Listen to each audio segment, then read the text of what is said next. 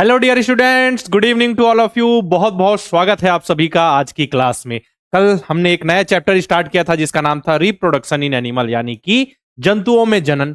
हमने पूरा प्रोसेस समझ लिया ना। सेक्सुअल रिप्रोडक्शन, साथ में असेक्सुअल रिप्रोडक्शन, यानी कि लैंगिक जनन और अलैंगिक जनन के बारे में हमने जान लिया। पूरा प्रोसेस मैंने दिखाया, समझाया है ना आपको।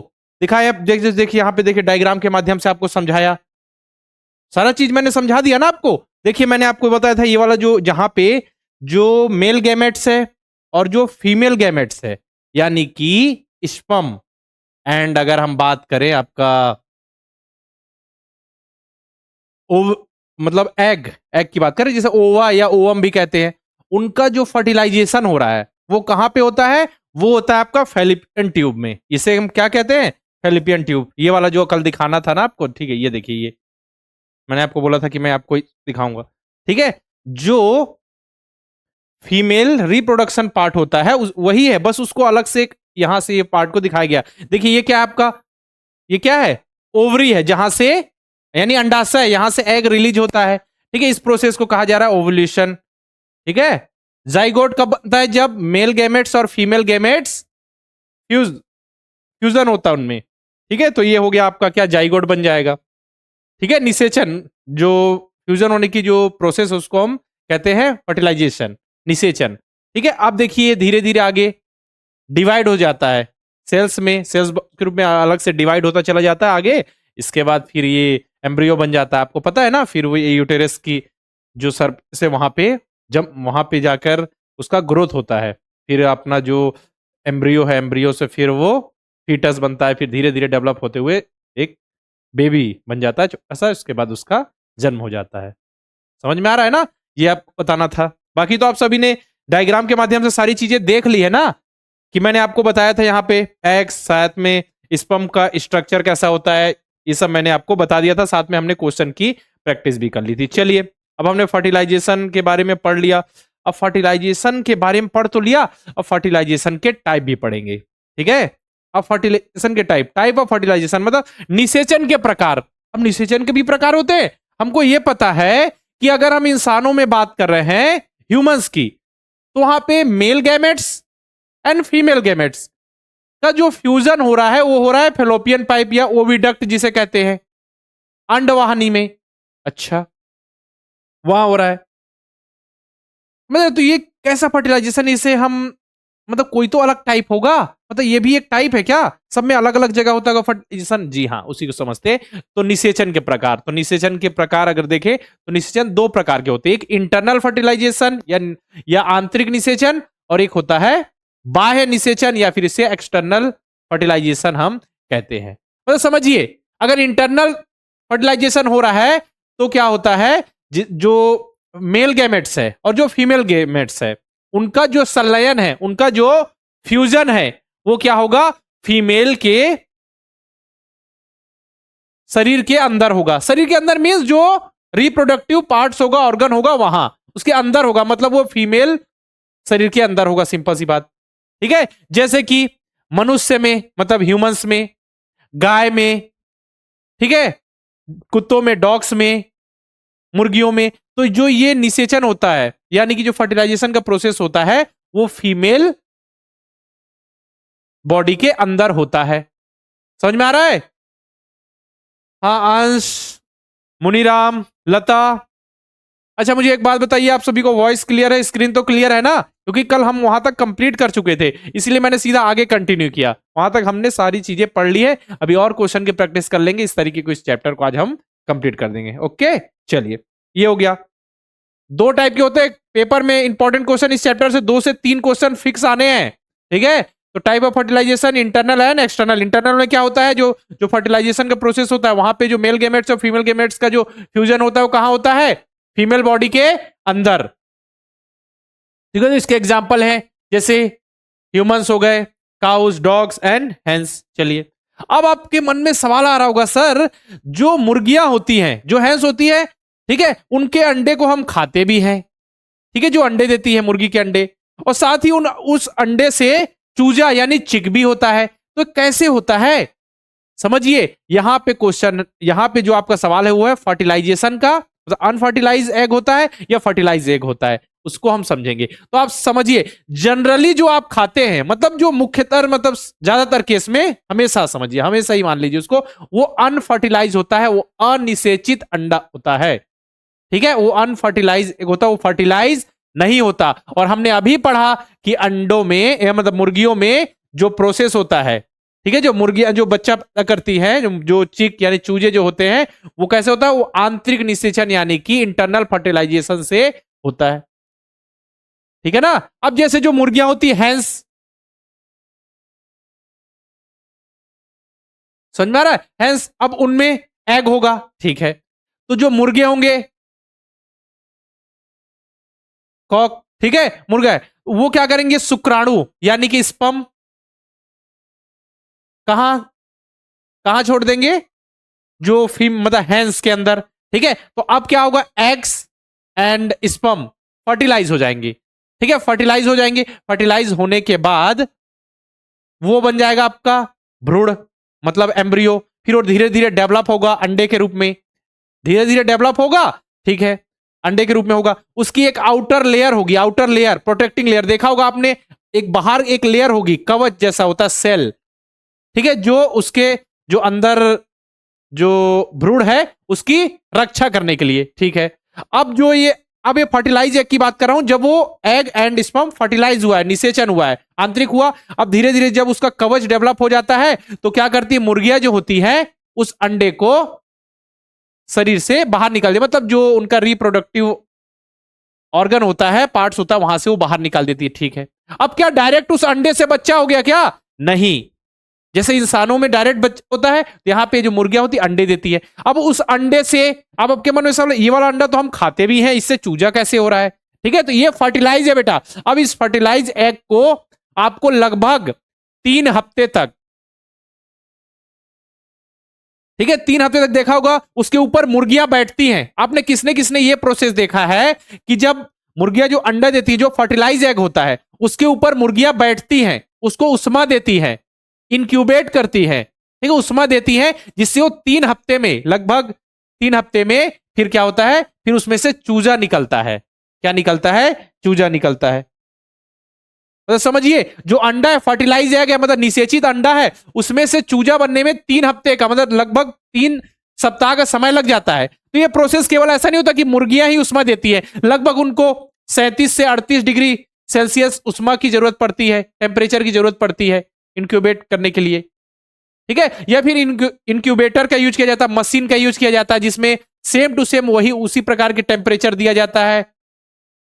ठीक है, मशीन के द्वारा भी, जिससे वो एग क्या होते हैं, एग से फिर वो बन जाते हैं चूजे, उस एग से, है ना, क्योंकि ये जो एग से तभी चूजा बनेगा, चिक ये निकलेगा, जब वो फर्टिलाइज एग होगा। और जो हम एग खाते हैं वो अनफर्टिलाइज होता है। कहने का मतलब वो सीधा मुर्गियां जो जो उनका अंडाणु होता है, ठीक है, जो मुर्गियों में एग होता है, वो सीधा एग बाहर आ जाता है। ठीक है, उसमें कोई, उसमें स्पर्म और एग का फर्टिलाइजेशन नहीं होता, सिंपल सा उसी एग को हम खाते हैं। ठीक है, कई बार आपने अगर कोई एग देखा, ठीक है, तो उसमें बीच वाला जो भाग होता है उसमें व्हाइट कलर या फिर व्हाइट डॉट जैसा या रेड डॉट जैसा दिखता है, उसकी रक्त वाहिनियां, कभी कभी उसका न्यूक्लियस डेवलप हो जाता है। ठीक है, अगर वो फर्टिलाइज रहे तब, बाकी तो हम नॉर्मल अनफर्टिलाइज ही खाते हैं एग। क्लियर, अब पता चल गया आप सभी को कि जो हम एग खाते हैं वो अनफर्टिलाइज होता है, अनिषेचित होता है, लेकिन जिससे चूजा बन रहा है, चिक बन रहा है, वो फर्टिलाइज एग होता है। ठीक है, और अंडे कौन देते हैं, मुर्गियां, मुर्गे नहीं, है ना। ठीक, क्या क्वेश्चन है, दीप्ति क्या बोल रही है, द इंटरनल फर्टिलाइजेशन का एग्जांपल। इंटरनल फर्टिलाइजेशन मतलब जिसमें फर्टिलाइजेशन का प्रोसेस, मैंने बताया ना, फीमेल जो बॉडी के अंदर हो रहा है फर्टिलाइजेशन का, उसे इंटरनल कहते हैं। अब एक्सटर्नल मतलब क्या, जैसे कि आप समझिए, जैसे आप, मैंने बताया इंसानों में, तो इंसानों में देखिए फर्टिलाइजेशन अंदर हो रहा है, जो फीमेल बॉडी के, ठीक है, जो रिप्रोडक्टिव पार्ट उसमें फैलोपियन ट्यूब या फिर उसे कहा जाता है ओविडक्ट में हो रहा है। ठीक है, उसी प्रकार देखिए गाय में, उसमें भी अंदर होगा, फिर बच्चा जो होता है फिर निकलता है बाहर, देखा होगा बछड़ा, कुत्ते में भी यही होता है, मुर्गियों में भी यही होता है, लेकिन मुर्गियां दे रही अंडे दे रही है, फिर उससे चूजा बनता है। चलिए अब देखते हैं एक्सटर्नल फर्टिलाइजेशन। अब एक्सटर्नल फर्टिलाइजेशन क्या होता है? अब ऐसा भी कुछ होता होगा क्या, बाहर भी जो एग जो होते हैं वो फर्टिलाइज होते हैं क्या, एग एंड स्पर्म? अच्छा ऐसा भी होता होगा, देखते हैं जरा। The type of fertilisation in which the fusion of male gametes and female gametes is take place outside. मतलब कि जो मेल गैमेट्स है और फीमेल गैमेट्स है उनका जो फ्यूजन है, यानी कि जो फर्टिलाइजेशन का प्रोसेस है वो बाहर हो रहा है, फीमेल बॉडी के बाहर हो रहा है, ठीक है, उसके अंदर नहीं हो रहा है, बाहर हो रहा है। उसे हम कहते हैं, क्या कहते हैं उसे? हम कहते हैं क्या, एक्सटर्नल फर्टिलाइजेशन, यानी कि बाह्य निषेचन।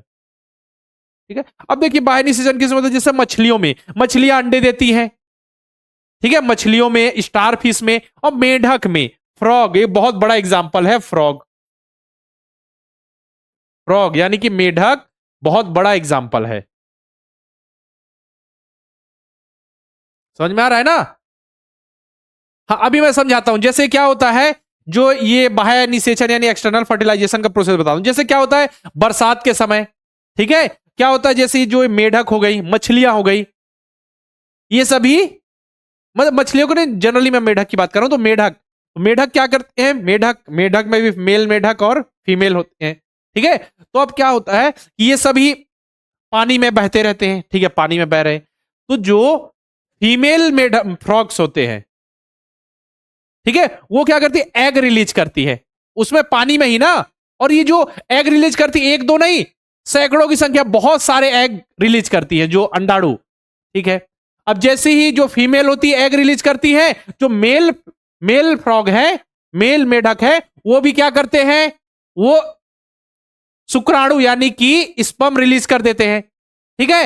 अब शुक्राणु उन्होंने रिलीज कर दिया, और इन्होंने एक एग नहीं किया, बहुत सारे एग कर दिए, क्योंकि देखिए पानी ये चल रहा है, हवा मतलब पानियों में बहाव हो रहा है, तेज इधर जा रहे हैं, बहुत सारे जीव जंतु हैं, ठीक है, तो उसका बहाव भी तेज होता है, तो बहुत सारे एग्स जो होंगे डिस्ट्रॉय हो जाएंगे, ठीक है। तो जो कुछ एग, इसीलिए बहुत सारे एग्स क्या हो जाते हैं, बहुत सारे एग्स और शुक्राणु, जो मेल के द्वारा शुक्राणु यानी स्पर्म, और जो फीमेल फ्रॉग के द्वारा अंडाणु उड़ दिए जाते हैं। तो जो ये एग्स होते हैं ये कवर में होते हैं, हल्का जेली जैसी संरचना होती है, मतलब जेली जैसे नहीं, मतलब एक जेली जैसी जो लेयर से वो ढके होते हैं, ठीक है। और फिर क्या होते हैं, जो मेल फ्रॉग का जो स्पर्म होता है उनसे वो फर्टिलाइज होते हैं, बाहर ही हो रहे हैं ना। अब देखिए उन्होंने क्या किया, फीमेल ने एग रिलीज कर दिया और मेल ने स्पर्म रिलीज कर दिया, इनका फर्टिलाइजेशन अंदर ही पानी में ही हो रहा है, समझिए। अब वो मिले होंगे, ठीक है, उसमें फर्टिलाइजेशन उनका हुआ। तो एक मैंने बताया ना, एक कवर होता है जेली जैसा, उसमें अंडाणु होते हैं, उसी में जाके स्पर्म जाते हैं, जिसमें से बहुत सारे एग्स होते हैं जिनका फर्टिलाइजेशन हो जाता है। एग्स और स्पर्म का किसी किसी का नहीं हो पाता, कुछ जीव जंतु खा जाते हैं, कुछ बह के इधर उधर चले जाते हैं। इसीलिए क्या होता है, ज्यादा संख्या में शुक्राणु और जो अंडाणु हैं यानी स्पर्म एंड एग्स को रिलीज किया जाता है उनके द्वारा, ताकि कुछ तो हो, फर्टिलाइजेशन कुछ हो जाए, कुछ उनके हो जाए, ठीक है। तो अब जैसे फर्टिलाइजेशन हुआ, तो जो जो संरचना होती है, ठीक है, जो जेली जैसी एक कवर होता है, उसी के अंदर, ठीक है, अंडे का जो आवरण होता है, ठीक है, जैसे बहुत सारे अंडे होते हैं, तो उसी में भ्रूण यानी कि एम्ब्रियो का उनका विकास होता है, ठीक है। ऐसे धीरे धीरे विकास होता है, फिर धीरे धीरे देखिए मेढक से छोटा वाला मेढक बना जिसे टेडपोल कहते हैं, फिर वो धीरे धीरे आगे बढ़ता गया और फिर बड़ा मेढक बना, फिर उसने क्या क्या सीखा, तैरना सीखा, उछलना सीखा, ठीक है। इस तरीके से उनका प्रोसेस होता है, इस तरीके से उनका प्रोसेस चलता है, ठीक है ना, समझ में आया? मतलब जो फर्टिलाइजेशन का प्रोसेस हो रहा है वो शरीर के बाहर हो रहा है, बस यही है, फीमेल के बाहर हो रहा है। इसमें मछली, स्टारफिश इनके एग्जांपल है। अब मैंने आपसे क्या पूछा है, fish and frogs lay eggs 100 of X Y, बताइए। मैंने बोला fish and frogs lays eggs 100 of X Y, मतलब मछलियां और मेढक सैकड़ों अंडे देती हैं, बहुत सारे अंडे देती है। ऐसा क्यों, ऐसा क्यों बताइए? फर्टिलाइजेशन अगर उनको उनके मतलब और मेढक अपना जो भी वंश उसको आगे बढ़ाना है, पैदा करना, तो एक भी कर सकती है, लेकिन गारंटी नहीं ना कि वो फर्टिलाइज होगा कि नहीं, इसलिए वो सैकड़ों की संख्या में जो फीमेल फ्रॉग्स हैं वो क्या करती हैं, मेढक जो है वो रिलीज करती हैं एग, और उसी तरीके से मेल फ्रॉग स्पर्म, ठीक है। तो जो फर्टिलाइज हो जाए, कुछ फर्टिलाइज हो, कुछ बह जाते हैं, मैंने बताया ना। तो इसका कारण क्या है, अंडे और शुक्राणु पानी के बहाव, हवा और वर्षा के संपर्क में आते ही नष्ट हो जाते हैं, ठीक है, eggs and sperm get expose to water movement, wind and rainfall में डिस्ट्रॉय हो सकते हैं। ठीक है, समझ में आ गया ना कि हवा का बहाव तेज है वर्षा के कारण या फिर हवा के कारण वो डिस्ट्रॉय हो सकते हैं, बिल्कुल। ठीक है, और देखिए इतने सारे जो अगर पानी की बात करें तो पानी में बहुत सारे क्या होते हैं, माइक्रो ऑर्गेनिज्म है, जीव जंतु होते हैं जिनका भोजन ही होता है इनके एग्स और स्पर्म। ठीक है, भोजन के रूप में इनको लेते हैं, तो एग्स को खा जाते हैं अपने भोजन के रूप में, तो भी क्या एग डिस्ट्रॉय होगा, फिर फर्टिलाइजेशन कैसे होगा। ठीक है, चलिए और क्या प्रोसेस है। और बड़ी संख्या में अगर वो क्या कर रहे हैं, एग रिलीज कर रहे हैं और इधर हमारा है, तो कुछ तो चांसेस है कि कुछ तो एग जो होंगे वो फर्टिलाइज हो जाएंगे स्पर्म के द्वारा। ठीक है, कुछ नहीं हुए, कुछ डिस्ट्रॉय हो गए, कुछ बह गए, किसी को जीव जंतु ने खा लिया जो जली जीव जंतु है, तो कुछ तो हो जाएंगे, इसीलिए वो अधिक संख्या में क्या करते हैं। देखिए इनका जो देखिए एग ऐसा होता है, देखिए ये देखिए एक देखिए है ना एग, और ये देखिए जेली जैसी संरचना से, ठीक है, जेली जैसी एक लेयर होती है, टिश्यू से ढके रहता है। इसमें वो वाली लेयर नहीं, उस जैसी लेयर नहीं होती जैसे मुर्गे जो अंडे देते हैं ना, मतलब मुर्गियां जो हैंस, तो मुर्गियों के जो जो अंडे देते हैं तो उसमें जो एक लेयर बनी होती है, उसमें जो लेयर होती है सेल होती है जो उनके रक्षा करने के लिए। चलो उसमें ऐसी नहीं होती, इसमें केवल एक परत होती है, समझिए एक लेयर होती है। समझ में आ गया? तो अब समझ में आ गया, बताइए जल्दी से मुझे ये बता दीजिए कि आप समझ में आ गया कि जो मेढक होते हैं मछलियां वो इतनी ज्यादा अंडे एग्स रिलीज क्यों करती हैं, पता चला? बोलिए। हाँ पिक्चर है बुक में, बिल्कुल।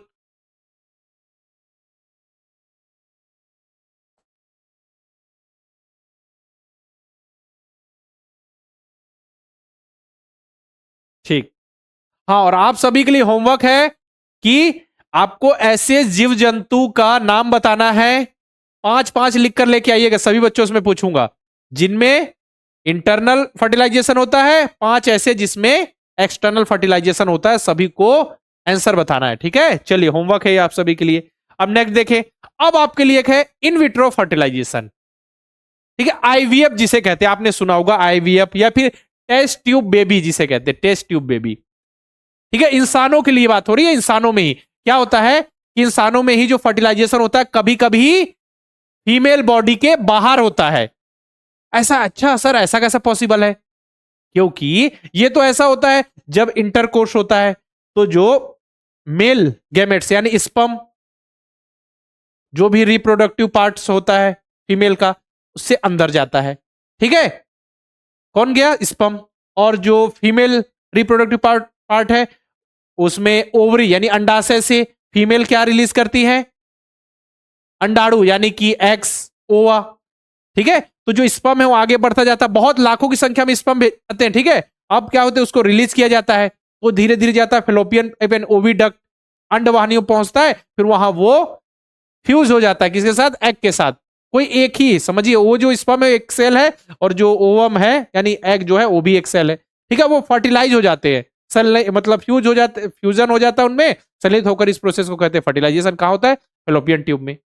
लेकिन इस केस में आईवीएफ की जरूरत क्यों पड़ी? जब सिंपल सा इंसानों के, ह्यूमन के केस में बात करें तो बच्चे तो हो जा रहे हैं इंटरनल फर्टिलाइजेशन से। फिर क्या क्या होता है कि कुछ जो फीमेल्स होती है, वोमेन्स होती है, उनमें जो अंडवाहिनियां होती है यानी कि जो फेलोपियन ट्यूब होता है या फिर जिसे कहते हैं ओविडक्ट, ठीक है मैं अभी आपको दिखा देता हूं, वो ब्लॉक्ड होता है।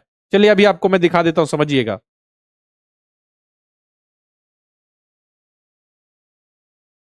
हाँ देखिए, ये देखिए, ठीक है, ये देखिए ऐसा, ये क्या है? फेलोपियन ट्यूब, या इसे ओविडक्ट भी कहते हैं। ये इस साइड भी आपको ऐसा दिखेगा, इस साइड भी। ठीक है, ये क्या है? ओवरी, अंडाशय। ओवरी क्या है? अंडाशय, जहां से एग, जो एग प्रोड्यूस करता है। ठीक है, इधर भी एक ऐसा होता है। अब यहां से एग प्रोड्यूस होगा, एग प्रोड्यूस होगा, एग देखिए यहां से ऐसा ऐसा अंडाणु जो एग है जाएगा।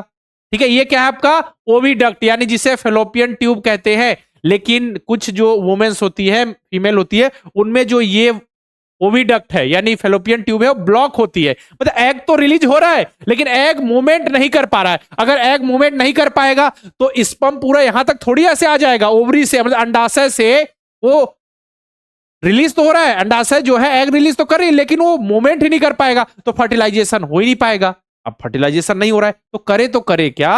करे तो करे क्या, ठीक है। तो किस तरीके से, तो इसके लिए एक टेक्निक है, एक्सटर्नल फर्टिलाइजेशन किया जाता है, ठीक है, जिसे आईवीएफ या टेस्ट ट्यूब भी कहा जाता है। तो वही है कि जिन स्त्रियों में जो ओविडक्ट है, फेलोपियन ट्यूब है, ओविडक्ट जिसे कहते हैं, अवरुद्ध हो जाती है, तो ऐसे स्त्रियों में आप बच्चे उत्पन्न करना, यानी बच्चे पैदा करना, बच्चे उत्पन्न करने में वो असमर्थ हो जाती है, कैपेबल ही नहीं होती, ठीक है, अनेबल होती है। तो अब करे तो करे क्या, क्योंकि निषेचन के समय जो शुक्राणु होता है, शुक्राणु मार्ग में अवरुद्ध होने के कारण वो कहां, अंडाणु तक पहुंच ही नहीं पाता, क्योंकि फेलोपियन ट्यूब में जैसे, अब देखिए केवल अंडाणु की बात नहीं हो रही है, केवल उसकी बात नहीं हो रही, उसकी फेलोपियन ट्यूब में की एक्स मूवमेंट नहीं कर पा रहे, इधर से देखिए, उधर से स्पर्म भी तो आ रहा है ना, स्पर्म का जो फर्टिलाइजेशन होता है स्पर्म और एग का, कहां होता है, फेलोपियन ट्यूब में। तो स्पर्म आगे आगे पहुंच ही नहीं पाएगा, क्योंकि फेलोपियन ट्यूब जो है, ओविडक्ट जो है वो ब्लॉक्ड है, तो वहां उन दोनों मिल ही नहीं पाएंगे, एक्स और स्पर्म, तो फर्टिलाइजेशन होगा ही नहीं। अब करे क्या, तो क्या होता है ऐसे में, जो डॉक्टर है, ठीक है, आजकल हुआ है कि जो फीमेल है उनके एग्स को, यानी ओवा को निकाल लिया जाता है, ठीक है, एकदम फ्रेश एग को, ठीक है। उसी प्रकार जो मेल है उनके स्पर्म को भी कलेक्ट किया जाता है, ठीक है, उसको एक परख नली में डालकर बिल्कुल उचित टेम्परेचर देकर, ठीक है, परख नली यानी टेस्ट ट्यूब, ठीक है, उसमें डालकर फर्टिलाइज किया जाता है, उनको प्रॉपर टेम्परेचर दिया जाता है, जिस टेम्परेचर की जरूरत होती है, जो शरीर के, जो फीमेल बॉडी के अंदर होता है, ठीक है। अब उसको क्या किया जाए, कुछ घंटों तक उस कंडीशन में रखा जाता है, ठीक है, उस कंडीशन में रखा जाता है जिससे वो फर्टिलाइज हो, इससे वो फर्टिलाइज हो जाते हैं, ठीक है, समझिए, मतलब कि समझिए, उनको फर्टिलाइज किया जा रहा है फीमेल बॉडी के बाहर है, जो एग्स लिए गए हैं वो फीमेल से, साथ ही जो स्पर्म लिया गया वो मेल से, लेकिन उनको फर्टिलाइज कहां से किया जाता है, एक परख नली में, टेस्ट ट्यूब में, इसे हम कृत्रिम निषेचन भी कहते हैं, ठीक है, वही इन विट्रो फर्टिलाइजेशन। अब देखिए, अब निषेचन का प्रोसेस तो हो गया, मतलब कि अब फर्टिलाइज हो गया, तो अब फर्टिलाइजेशन हो गया, ठीक है, किसमें, टेस्ट ट्यूब में, परख नली में। तो अब दोनों का जब फर्टिलाइजेशन हो जाता है तो क्या बन जाता है, जाइगोट बन जाता है, ठीक है, दोनों के केंद्रक मिल जाते हैं, जाइगोट बन जाता है, दोनों को फर्टिलाइजेशन हो गया।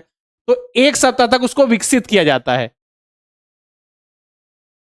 क्या होता है, एक हफ्ता तक उसको, एक वीक तक उसको विकसित किया जाता है, जो अपना जो जाइगोट बना है, तो अब फर्टिलाइजेशन का प्रोसेस हो गया, जाइगोट बन गया, अब उसको लगभग युग्मनज को यानी जाइगोट को 1 वीक तक रखा जाता है, विकसित किया जाता है, उसी मतलब प्रॉपर उनको टेम्परेचर दिया जाता है, जिस तरीके का जो टेम्परेचर फीमेल बॉडी के अंदर होता है, जिससे उनका ग्रोथ होता है ना, जो जो जाइगोट का, वही दिया जाता है। 1 वीक के बाद उसको क्या किया जाता है, अब उसको फीमेल जो रिप्रोडक्टिव पार्ट है, कौन सा, यूटेरस यानी गर्भाशय, उसको वहां पे स्थापित कर दिया जाता है,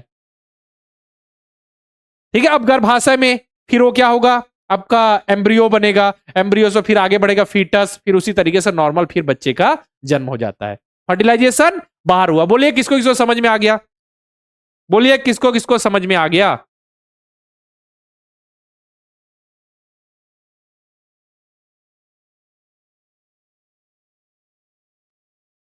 सचिन गुड इवनिंग बेटा, अभी गुड गुड इवनिंग का टाइम होता है क्या,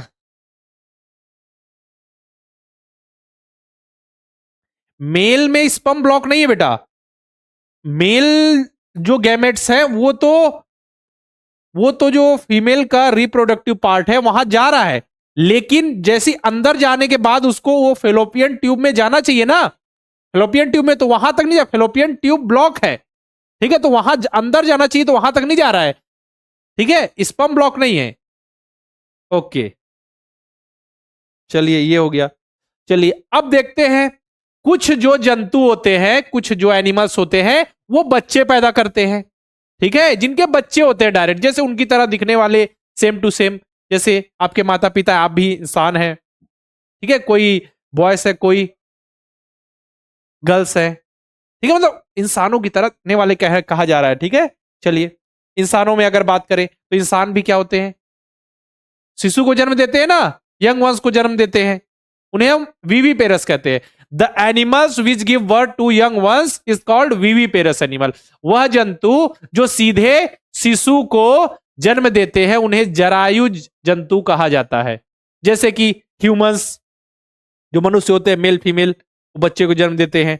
डॉग्स में देखिए, ठीक है, वो भी बच्चे को जन्म देते हैं, बिल्ली भी बच्चे को जन्म देती है, गाय भी, भालू भी, हाथी भी बच्चों को जन्म देते हैं। और आप सभी को ऐसी थोड़ी लिस्ट बनानी है जिसमें विविपेरस जो एनिमल्स है उनकी लिस्ट हो।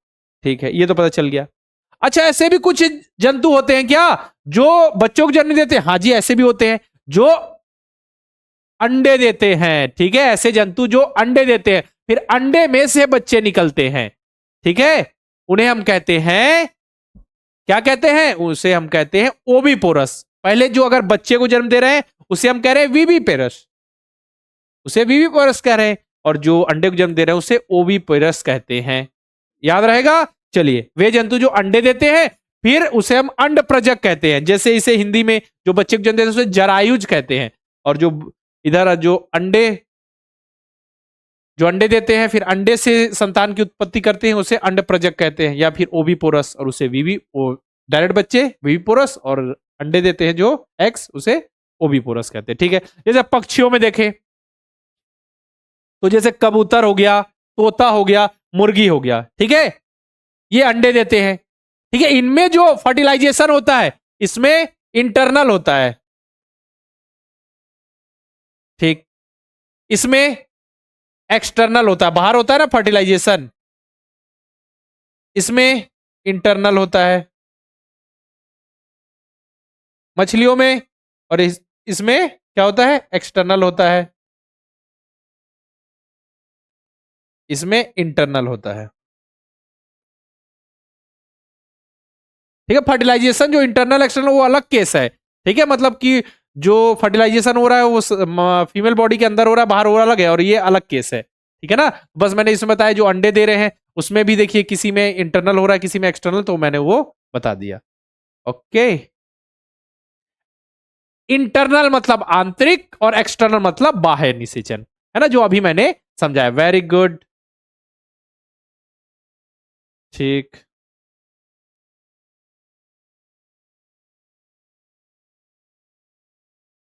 हाँ, कल की क्लास में बताया बेटा कैसे मेल गैमेट्स और फीमेल गैमेट्स फ्यूज होते हैं, ये बताया ना। जब इंटरकोर्स का प्रोसेस होता है बेटा, इंटरकोर्स होता है तो जो आपका जो मेल रिप्रोडक्टिव पार्ट्स है उसके द्वारा, बताया ना मैंने, जो टेस्टिस होते हैं, टेस्टिस से क्या होता है? टेस्टिस क्या प्रोड्यूस करते हैं? स्पर्म। जो स्पर्म होता है वो पेनिस की सहायता से निकलता है, बताया था ना। ठीक, और उसी प्रकार मेल रिप्रोडक्टिव पार्ट होता है। ठीक है, बताया था वजाइना, उसमें भी मैंने अलग अलग आपको ये बताया था कि ओवरी होता है। ठीक है, जहां अंडा से जो एग रिलीज करता है, फिर ओविडक्ट होता है, फिलोपियन ट्यूब, और इसका यूटेरस बताया, गर्भाशय। ठीक है, जब इंटरकोर्स का प्रोसेस होता है तब जो इसे वहां से स्पर्म निकलता है।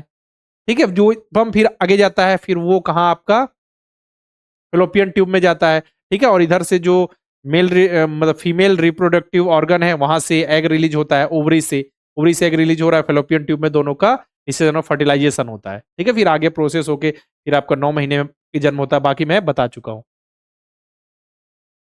चलिए, अब देखते हैं। अब अच्छा, जैसे आपको एक पता होगा स्तनधारी यानी मैमल्स किसे कहते हैं, जिसमें मेमरी ग्लैंड होती है, यानी स्तन ग्रंथियां पाई जाती हैं, जो अपने बच्चों का पोषण उन्हें दूध पिलाकर करते हैं। ठीक है, तो ज्यादातर अधिकतर केस में क्या होते हैं, जितने भी मैमल्स होते हैं, जितने भी स्तनधारी होते हैं वो विविपोरस क्या होते हैं? विविपोरस। जितने भी स्तनधारी होते हैं वो विविपेरस होते हैं, मतलब बच्चों को जन्म देते हैं। लेकिन ऐसे भी मैमल्स होते हैं, ऐसे भी स्तनधारी होते हैं जो ओविपोरस होते हैं, मतलब जो ज्यादातर क्या, अधिकतर केस में जितने भी जो स्तनधारी होंगे, मैमल्स होंगे, वो बच्चे को जन्म देंगे। लेकिन कुछ ऐसे एक्सेप्शन है, देख लेते, अपवाद हैं। ठीक है, जो क्या होते हैं, ऐसे मैमल्स जो अंडे देते हैं उन्हें हम कहते हैं, क्या कहते हैं? उन्हें हम कहते हैं मोनोट्रेम्स। ठीक है, अंडे देने वाली स्तनधारी। तो देखिए, एक है प्लेटिपस, बतख जैसे चोंच वाला जलजीव, एक है इकिडना, कांटेदार शरीर वाला जानवर। ये क्या होता है, ये अंडे दे रहे हैं लेकिन बच्चे को दूध पिलाते हैं, बच्चे को दूध पिला रहे हैं, बच्चे को पोषण किसे दूध पिलाकर कर रहे हैं। इसमें स्तन ग्रंथियां पाई जाती है। ठीक है, मेमरी ग्लैंड पाए जाते हैं, इसलिए स्तनधारी है, ये स्तनधारी है लेकिन ये अंडे दे रहे हैं, तो उनके एग्जाम्पल हैं, ये आप नोट कर लीजिएगा। ठीक है,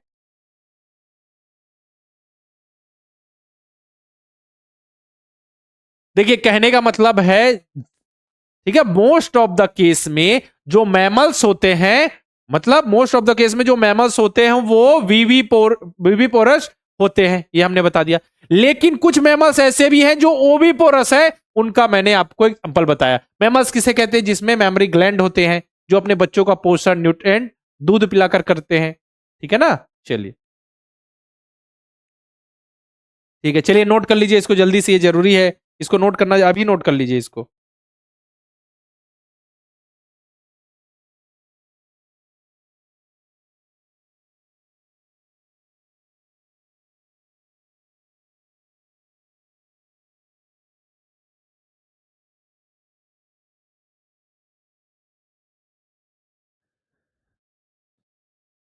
क्या पूछा जा रहा है? क्या बोलना चाह रहे हैं राम? गाय गाय कितने में? गाय बेटा लगभग आपका 9 से 10 महीने में, है ना? 9 से 10 महीने में गाय भी बच्चे को जन्म देती, बिल्कुल बछड़ा होता है। अच्छा, प्रशांत कह रहे हैं कि सर आज ने क्रॉप प्रोडक्शन एक्सप्लेन किया, तो क्रॉप प्रोडक्शन आपने यहां भी पढ़ लिया। अच्छा बताइए, क्या ना प्रशांत पाटीदार, देखिए आपने यहां भी क्रॉप प्रोडक्शन पढ़ा एंड मैनेजमेंट, आपको मैंने अच्छे से समझा दिया सब कुछ, और स्कूल में पढ़ा। तो आपने जो यहां पढ़ाई की उसका आपको फायदा हुआ है नहीं है? मुझे बताइए, फायदा हुआ कि नहीं? आपको सब कुछ आता था आपको। हाँ, रवि क्रॉप के बारे में पढ़ा था, आपको खरीफ क्रॉप के बारे में पढ़ा था, आपको जायद भी पता था, है ना? आपको पूरा प्रोसेस पता था, आपको उसमें कौन से इंस्ट्रूमेंट यूज होते हैं ये भी पता था। साथ ही आपको मैंने, हाँ पता था ना, उससे बहुत ज्यादा फायदा होगा। ये चीज आप यहां पढ़ रहे हैं, स्कूल में ही पढ़ाया जाएगा 8th क्लास में, 8th साइंस में, तो आपको बहुत ज्यादा फायदा होगा। यहां आप चीजों को समझ रहे हैं, वहां भी समझेंगे, तो 2 बार अच्छी चीजों को समझ लेंगे तो एक भी क्वेश्चन गलत ही नहीं होंगे। फायदा हो रहा है ना? बहुत ज्यादा फायदा होगा। बताइए प्रशांत। हाँ, अंश कह रहे हैं ठीक है, ओके क्लियर है ना? Very good. अच्छा, प्रशांत कह रहे हैं सर मैंने आपका नाम भी लिया था। अच्छा ठीक, वेरी गुड। देखिए हमारी जिम्मेदारी क्या है, हम तो आपको समझा रहे आ रहे हैं, लेकिन आप सभी को भी देखिए, अब आप क्लास 8th में हैं, कोई बच्चे 7th में होंगे, ठीक है? अब बिल्कुल समझिए अब बड़े हो गए हैं, ठीक है? क्लास जो 6 के लिए तैयारी करते हो, समझिए थोड़े तो छोटे होते हैं आप सभी से, ठीक है? 2-3 साल तो छोटे होते ही हैं।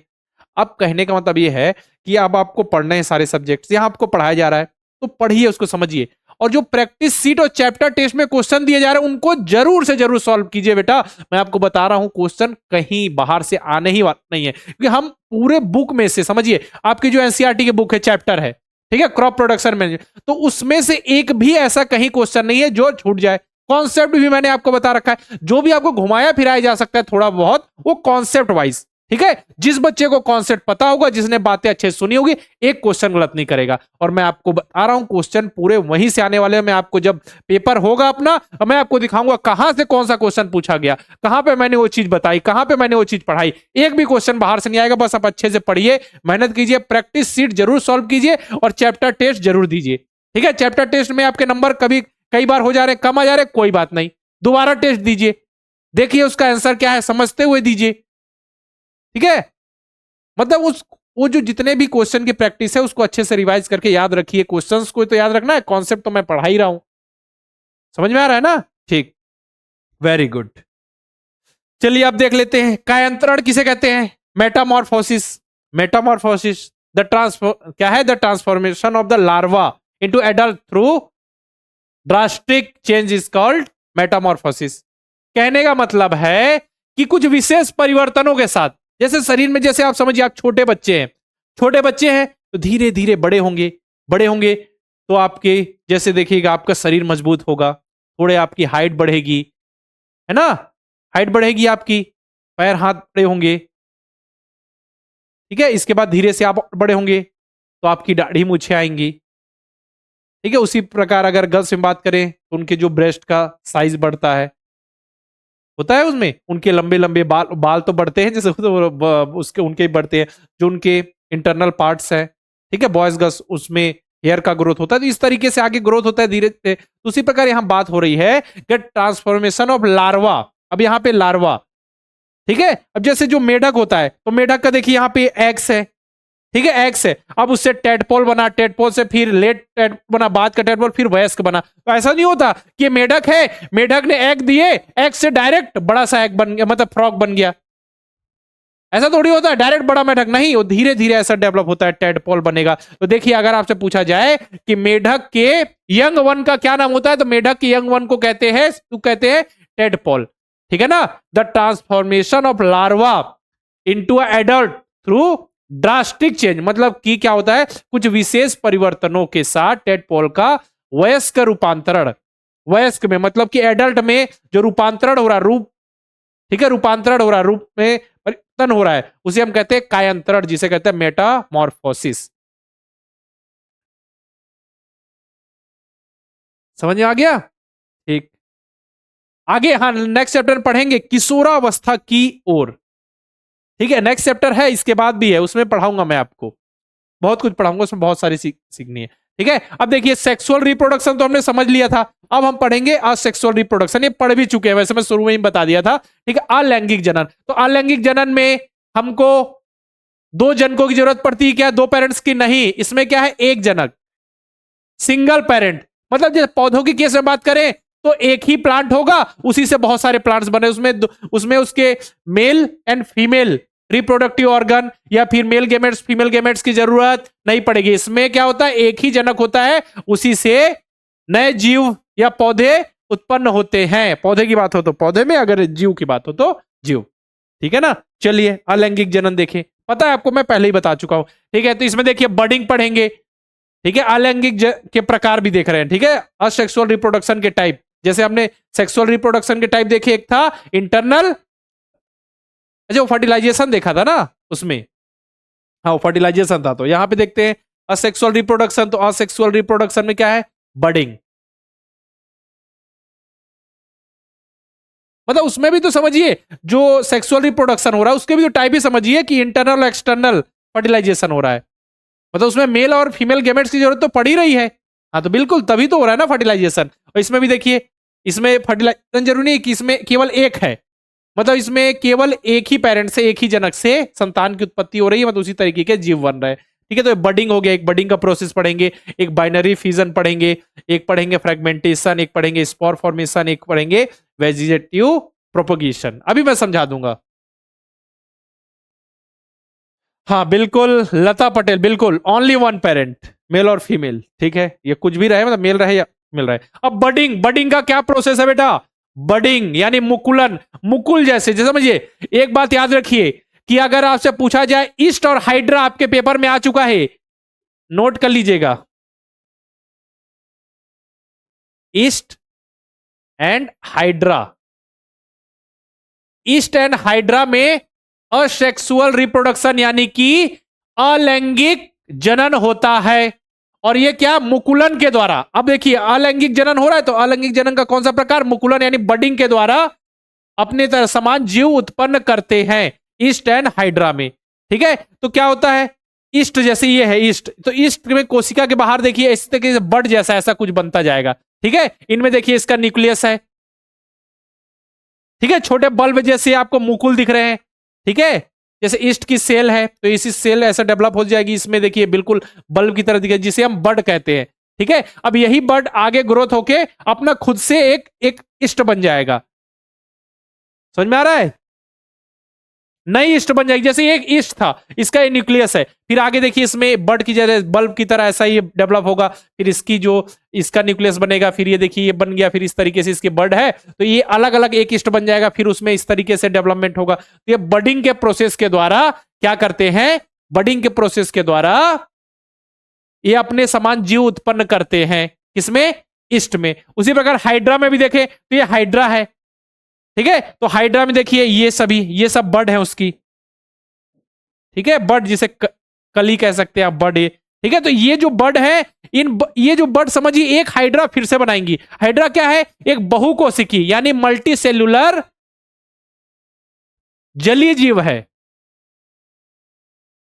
समझ में आ रहा है ना। तो इसमें भी देखिए हाइड्रा में भी इस तरीके का ये एक है, फिर ये पूरा एक हाइड्रा बन जाएगा, इसी तरीके से इनमें बडिंग के प्रोसेस से नए संतान को जन्म देते हैं, समझ में आ रहा है ना। नॉर्मल याद रखिए, ज्यादा डिटेल नहीं पूछा जाएगा, सिंपल सा ये है कि ईस्ट और हाइड्रा में इसके द्वारा बडिंग यानी मुकुलन के द्वारा उनको मुकुल यानी बड निकलता है, उस बड से फिर नया एक ईस्ट और हाइड्रा बन जा रहा है, बस इतना ही है। इसके बाद देखें हाँ सर, हाइड्रा बडिंग, बिल्कुल, and east budding and hydra budding. इसलिए देखिए बाइनरी फ्यूजन क्या है, बाइनरी फ्यूजन यानी द्विखंडन, नाम से स्पष्ट है बेटा, द्विखंडन। क्या हो रहा है, बाइनरी फ्यूजन यानी द्विखंडन कह रहे हैं। तो देखिए द्विखंडन क्या है, ठीक है, तो इसको हम समझते हैं अमीबा, जो एक कोशिकीय है, जैसे कि अमीबा,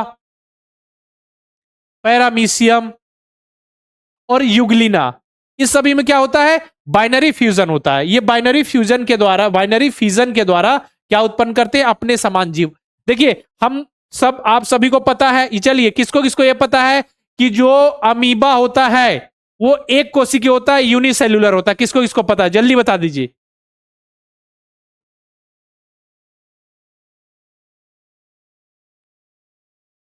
किसको किसको पता है, पता है सभी को ना, बताया था मैंने, प्रोटोजोआ बताया था, पढ़ाया था ना। तो अमीबा क्या होता है, एक कोशिका होता है, एक ही कोशिका होती है इसमें, एक ही कोशिका के द्वारा उसके सारे जैव रासायनिक जितने भी बायोकेमिकल प्रोसेस होते हैं, उस शरीर की आकृति चेंज करके कर लेती है, ठीक है। अब अमीबा को अपने जैसा अमीबा बनाना है, संतान की उत्पत्ति करनी है, तो कैसे करेंगे। अब इनमें तो अलैंगिक रिप्रोडक्शन होता है, ये क्या करते हैं, देखिए ये क्या है बेटा, ये है अमीबा, अमीबा का ये क्या है, केंद्रक है, न्यूक्लियस है, ठीक है। पहले क्या होता है, ये जो न्यूक्लियस है ये दो भागों में डिवाइड होता है। चलिए ये क्या है, एक कोशिका है, एक कोशिकी है, तो एक पूरी कोशिका है अमीबा की, उसमें बीच में न्यूक्लियस होता है, जो भी कोशिका है उसमें केंद्र होता है, आप सभी को पता है, यानी केंद्रक होता है न्यूक्लियस, ठीक है। ये न्यूक्लियस दो भागों में डिवाइड हो गया, ठीक है। फिर क्या हुआ, जब जो न्यूक्लियस दो भागों में डिवाइड हुआ तो ये कोशिका को भी दो भागों में डिवाइड कर दिया, ठीक है। कोशिका भी देखिए, अब देखिए यहां से दो भागों में डिवाइड हो गई, तो मतलब देखिए एक जो ये कोशिका थी, पहले क्या था, ये पूरी कोशिका एक न्यूक्लियस, न्यूक्लियस दो भागों में बटा, दो न्यूक्लियस हो गए, फिर उसने क्या कोशिका को भी दो भागों में डिवाइड कर दिया, तो अब एक कोशिका जो हो गई इसका न्यूक्लियस ये, दूसरी कोशिका उसका न्यूक्लियस ये, तो ये एक खुद में एक ये क्या है, अमीबा है, एक और उसी की जैसा अमीबा बन गया, ठीक है। उसके अपने अपने फिर न्यूक्लियस हो गया, अलग बन गई कोशिका, ठीक है। इस प्रकार अलैंगिक जनन, जो जिसमें जीव विभाजित होकर दो संतति उत्पन्न करता है, this type of asexual reproduction in which an animal produce by dividing into two individual, मतलब खुद डिवाइड होकर, खुद दो कोशिकाओं में डिवाइड होकर, पहले केंद्रक में डिवाइड होते हैं, फिर कोशिकाओं में डिवाइड होकर अपने समान जीव उत्पन्न करते हैं, उसे कहते हैं हम बाइनरी फ्यूजन। ये देखिए अमीबा में होता है, पैरामीशियम में होता है और युगलिना में होता है।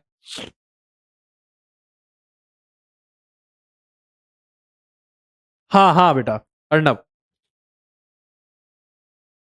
चलिए प्रोटोजोआ बेटा, प्रोटोजोआ, ठीक है। बाइनरी फ्यूजन वही डेफिनेशन जो मैंने आपको बता दिया कि amoeba is the single cell organism, it begin the process of reproduction by the division of its nucleus into two nuclei. कहने का मतलब है इसमें जो जनन है उसका प्रोसेस कैसे स्टार्ट होता है, जो उसमें क्या होता है, जो न्यूक्लियस होता है उसको दो भागों में डिवाइड करके, this is followed division of its body into two, मतलब जो कोशिका होती है वो भी दो भागों में डिवाइड हो जाती है, हाँ, और उनके अलग अलग पार्ट जो न्यूक्लियस जो डिवाइड हुए उनके अपने अपने न्यूक्लियस हो जाते हैं दो बॉडी के, तो दो अमीबा बन जाते हैं। तो यही है, इसी को हमने कैसे समझा, ये जो बाइनरी फ्यूजन को, तो binary fusion in amoeba, amoeba paramecium और यूग्लिना ये सब में होते हैं, ठीक है। एक जनक से दो अमीबा बन गए, एक पेरेंट था, एक पेरेंट से ही दो बन गए, ओके, ये हो गया।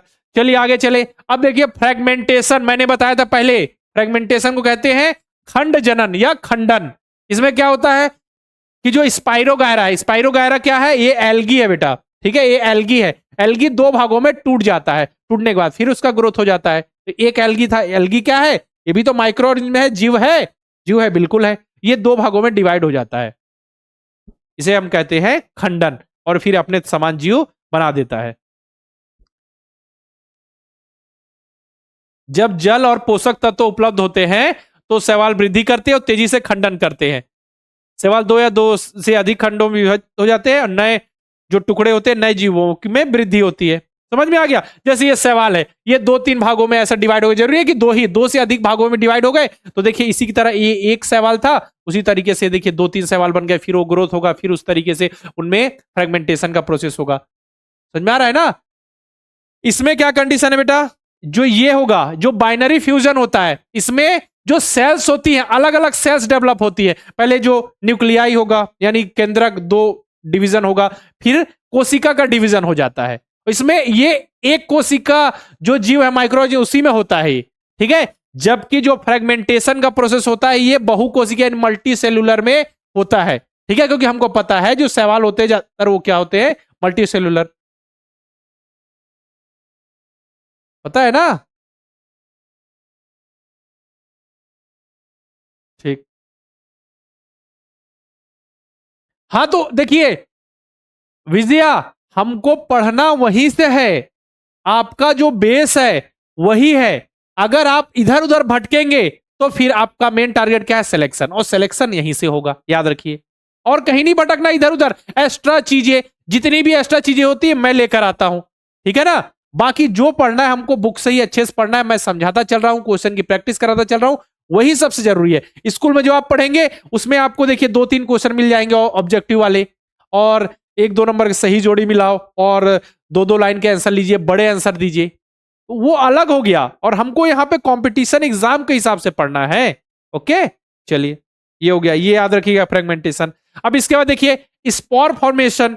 स्पोर फॉर्मेशन यानी बीजाणु निर्माण। क्या है, बीजाणु का निर्माण।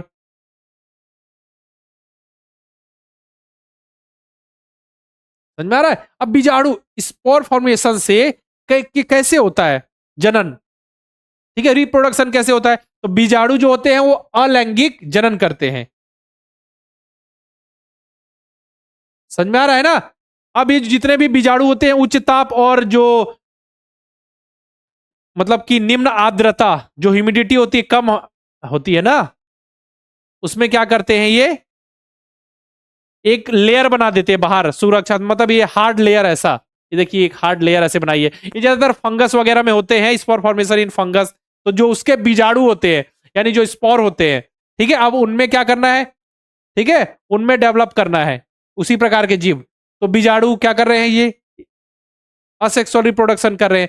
तो जितने भी बीजाणु जो होते हैं, स्पोर जो होते हैं, वो अधिक टेम्परेचर, हाई टेम्परेचर पे, और आपका निम्न आर्द्रता मतलब कि लो ह्यूमिडिटी पे, जैसी उनकी जो फेवरेबल कंडीशन होती है उसको झेलने के लिए एक कठोर, एक देखिए बाहर है ना प्रोटेक्टिंग लेयर बनाते हैं, ढके हुए हैं, ठीक है। अब ये प्रोटेक्टिंग लेयर जो होती है इनको जो अनुकूल परिस्थितियां मिलती है, ठीक है, तो ये अंकुरित हो जाता है। देखिए ये अंकुरित हो गया स्पोर्स यानी बीजाणु, तो ये अलग अलग फिर ये बन गए, ठीक है। तो ये देखिए वही बताया गया स्पोर फॉर्मेशन यानी कि बीजाणु का निर्माण in fungus, spore formation in fungus. ये जो स्पोर फॉर्मेशन है वो किसमें होता है, फंगस वगैरह एल्गी वगैरह में होता है। हाँ क्वेश्चन की प्रैक्टिस कराएंगे ना बेटा। तो बस आपको देखिए बेसिक इतनी चीजें याद रखनी है कि जो असेक्सुअल रिप्रोडक्शन है यानी अलैंगिक, उसमें कौन कौन से टाइप है, बडिंग, बाइनरी फ्यूजन। तो बडिंग में हमने क्या क्या देखा, ईस्ट एंड हाइड्रा, और बाइनरी फ्यूजन में अमीबा, अमीबा का पढ़ा हमने, तो अमीबा से रिलेटेड क्वेश्चन आता है, पैरामीशियन, यूग्लिना देख लेंगे। फ्रेगमेंटेशन में बताया स्पाइरोगायरा, बताया ना आपको। और स्पोर फॉर्मेशन में फंगस का पढ़ा कि फंगस का स्पोर फॉर्मेशन, जब स्पोर यानी बीजाणु में अलैंगिक जनन हो रहा है, सेक्सुअल रिप्रोडक्शन हो रहा है, उसको जब कंडीशन मिल रही है, ठीक है, तो मतलब समझिए टेम्परेचर से, आर्द्रता से, सभी से बचने के लिए प्रोटेक्टिंग लेयर होती है। जब उसको मिल जाती है फेवरेबल कंडीशन तो उसमें फिर अंकुरण हो जाता है। अंकुरण मीन्स उनका जनन हो जाता है, उसी की तरह फिर से बीजाणु का निर्माण हो जाता है, नए जीव विकसित हो जाते हैं, फंगस में होता है। अब देखिए वेजिटेटिव प्रोपगेशन। वेजिटेटिव प्रोपगेशन क्या है, कायिक प्रवर्धन। सिंपल सा मतलब ये है, ये भी क्या है, एक असेक्सुअल रिप्रोडक्शन है। इसमें क्या होता है, जो भी प्लांट्स होते हैं उनके अलग अलग भागों से नए प्लांट्स बनते हैं। जैसे कभी कभी जड़ से नया प्लांट बन जा रहा है, कभी कभी स्टेम यानी तने से नए प्लांट्स बन जा रहा है, कभी कभी जो उसमें कली होती है उससे नया प्लांट्स बन जा रहा है। समझ में आ रहा है ना। कभी कभी पत्तियों से नया प्लांट्स बन जा रहा है। तो ऐसा कैसे होता है यही कहेंगे, ठीक है। मतलब कि जो प्लांट्स हैं उनके शरीर के अलग अलग पार्ट से नया पौधा डेवलप हो रहा है। इसमें इसकी जरूरत नहीं पड़ रही हमको, किसकी, अलग से मेल फीमेल गैमेट्स की जरूरत नहीं हो रही है, या यहाँ पे फर्टिलाइजेशन की जरूरत नहीं पड़ रही। यहाँ पे जरूरत किसकी हो रही है, केवल उनके पार्ट से ही हो जा, जो भी वेजिटेटिव, इसीलिए उसे कायिक प्रवर्धन, मतलब उनके काया जो शरीर के किसी पार्ट से नए पौधे बन रहे हैं, ठीक है ना। चलिए वही देखते हैं। तो देखिए जो ब्रायोफिलम होता है बेटा, इस तरीके कुछ होता है। तो ब्रायोफिलम जो होता है उसके जो पत्तियां होती है उसमें देखिए ऐसा ऐसा ऐसा ऐसा ऐसा कुछ निकले रहता है, बट जैसा ऐसा कुछ, ठीक है। वही वही टूट कर नीचे गिर जाएगा जमीन में, ठीक है। तो वो फिर से एक बन जाता है ब्रायोफिलम। तो स्प्राउट लिप प्लांट्स, मतलब लिप यानी लिप्स यानी पत्तियों में ही क्या होता है, बड्स जैसा पाया जाता है, उससे नया पौधा बन जा रहा है। पोटैटो, आलू, तो आलू की जो तना होती है, ठीक है, उससे नया पौधा, नया आलू बन जाता है, ठीक है, आलू जैसा बिल्कुल। स्वीट पोटैटो यानी शकरकंद, तो शकरकंद खुद एक क्या है, जड़ है, तो उसकी जड़ से नया शकरकंद बन जाएगा, ठीक है। रूट माने जड़, स्टेम माने तना। कैरोट, कैरोट जो कायिक प्रवर्धन वेजिटेटिव प्रोपोगेशन कैसे होता है, रूट के द्वारा, गाजर में। और कैक्टस, कैक्टस जो होता है स्टेम यानी तना, जो उसकी तना होती है उसके द्वारा होता है, ठीक है। गुलाब होता है, अब बताइए, गुलाब जो होता है, गुलाब यानी कि रोज, रोज में देखिए उसकी स्टेम को हम काट के ले जाते हैं, जैसे कि आपको चाहिए, दोस्त के यहाँ घूमने गए, अच्छा इसके यहाँ गुलाब का फूल है अच्छा कलर वाला, चलिए इसको हम ले लेते हैं, तो काट के उसने दे दिया, उसके घर में भी गुलाब का फूल है, आप ले गए उसको, आपके घर में भी गुलाब का फूल हो गया, है ना, स्टेम कटिंग के द्वारा। तो ये है क्या, उसके जो मतलब प्लांट्स जो होते हैं, ठीक है, उनके शरीर के पार्ट से नए पौधे उगाए जा रहे हैं, बस ये हो गया। चलिए अब वही जो हमने पढ़ लिया उसी को समझिए सारगर्भित करके, मतलब आपको एकदम बिल्कुल सिंपल वे में अब उसके एग्जांपल्स देख लेते हैं, जैसे budding, east and hydra, binary fission, amoeba bacteria, और साथ में आपका उसमें भी अमीबा के पैरामीशियम एंड यूग्लिना, ठीक है। फ्रेगमेंटेशन किसमें होता है, आपको मुख्य याद रखना, ये दोनों इंपॉर्टेंट है, इसमें केवल ये इंपॉर्टेंट है, साथ ही पैरामीशियम और यूग्लिना, और फ्रेगमेंटेशन में स्पाइरोगायरा याद रखिएगा, ये जरूरी नहीं है उतना, और स्पोर फॉर्मेशन में, ठीक है, स्पोर फॉर्मेशन में ये राइजोपस याद रखिएगा, ठीक है। फंगस वगैरह में, मॉस में, फर का जो पेड़ होता है ना, उसमें क्या होता है, स्पोर फॉर्मेशन का प्रोसेस होता है, जो फंगस हो जाती है, ठीक है, उसी से फिर बीजाणु का निर्माण हो रहा है, फिर से नया पौधा बन जा रहा है, ठीक है, क्योंकि वो तो जो फंगस होता है वो तो माइक्रो ऑर्गेनिज्म है ना, ठीक है, जो हमको नग्न आंखों से नहीं दिख रहा है, मतलब जो नेक्ड आई से हमको नहीं दिख रहा है, जैसे उसको आप उससे देख सकते हैं, जो ब्रेड वगैरह में फंगस लगा होता है तो उसको तो हम उससे देख लेते हैं, आवर्धक लेंस से,